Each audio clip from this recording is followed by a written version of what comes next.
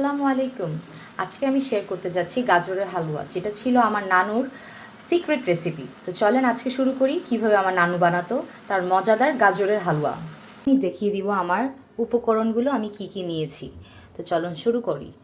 আমি নিয়েছি এখানে একটা নারকেল, এলাচি, দারচিনি, সাথে নিয়েছি আমার স্বাদ অনুসারে চিনি, এরপরে আড়ঙের ঘি, কিছুটা বাদাম, আর পরিমাণ মতন আমি গুঁড়া দুধ নিয়েছি। এখানে নিয়েছি 2 কেজি গাজর। আর এখন আমি এটাকে সিদ্ধ হতে দিব। পানিটা দিয়ে দিব আমি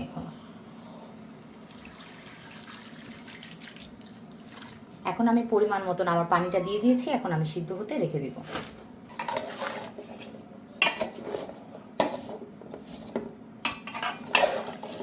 গাজরগুলো প্রায় হয়ে আসছে। এখন আমি এগুলোকে নামিয়ে নিব। নামিয়ে এগুলোকে কিছুক্ষণ রেস্টে দিব। রেস্টে দেওয়ার পর ঠান্ডা হয়ে গেলে আমি এগুলোকে ব্লেন্ড করে নিব।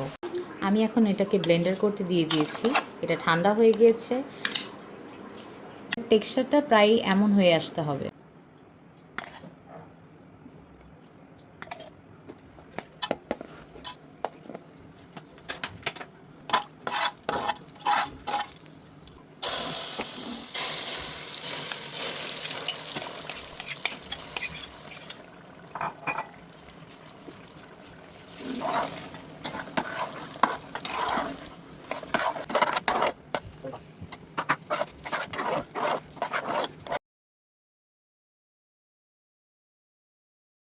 যেহেতু আপনারা দেখতে পাচ্ছেন এখানে ঘিটা প্রায় উঠে গিয়েছে, আমার হালুয়াটা হয়েই আসছে। আমি আর কিছুক্ষণ নাড়াচাড়া দিয়ে এটাকে নামিয়ে নিব।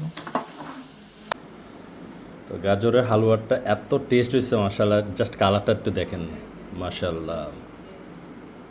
প্রত্যেকটা উপকরণের ফ্লেভার পাচ্ছি মাশাআল্লাহ।